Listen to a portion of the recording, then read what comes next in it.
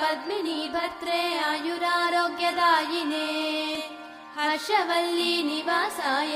सूर्यदेवं तव सुप्रभातम् उत्तिष्ठोत्तिष्ठ चायेश उत्तिष्ठ उषयोज्ज्वल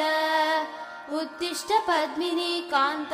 लोकानां मङ्गलं कुरु मातः समस्त जगतां मधुकैटभारेः सव्येतराक्षी परितोषिणि पद्मनीड्ये नाथानुबद्ध भुवनावनबद्ध दीक्षे प्रत्यक्ष दैवतरमे तव सुप्रभातम् छाये किलाश्रित वरप्रद कल्पकल्पे विस्वाप्तधाम निलयामल दिव्यभासे आयाहि शीघ्रमघनासिनि संश्रितानां श्रीसूर्यदैवतरमे तव सुप्रभातम्।